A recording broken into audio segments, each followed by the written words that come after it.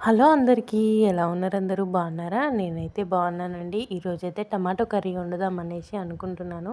చాలా రోజులైతుందండి tomato curry తినక. నాకైతే టమాటో కర్రీ అంటే చాలా ఇష్టము. అండ్ ఇంకా మా అమ్మ అయితే చాలా వండుతదండి. అంటే అది టమాటా కర్రీలాగా అనిపించదు. అంటే చికెన్, మటన్ తిన్న ఫీలింగ్ వస్తదన్నట్టు అంత వండుతది. మనం వండుతుంటేనే కదా మన అమ్మ వాళ్ళ వంటలన్నీ గుర్తుకొచ్చేవి. వాళ్ళెలా వండుతారు, వాళ్ళలాగా వండాలి అన్నట్టుగా వండుతాము. అండ్ ఇంకా లోకల్ టమాటాలైతే సూపర్ ఉంటాయండి. అంటే మా అత్తమ్మ వాళ్ళ ఇంటి దగ్గర పండిస్తారన్నట్టు. బావుంటాయి. నేను అక్కడికెళ్ళినప్పుడైతే కంపల్సరీగా టమాటా కర్రీ విడిగా వండుకుంటాను. కొంచెం సూప్‌గా బావుంటది. ఇప్పుడు గాని టమాటాలు ఉడికేటప్పుడు కొన్ని వాటర్ పోయాలండి. ఎందుకంటే అందులో కొంచెం వాటర్ పోసినామనుకో అది సూప్‌నెస్ ఎక్కువ ఉంటదన్నట్టు. మంచిగా ఉడుకుతాయి కూడా మెత్తగా. సో, కారం, ఉప్పు అన్నీ వేసుకోవాలండి. మెయిన్‌గా గరం మసాలా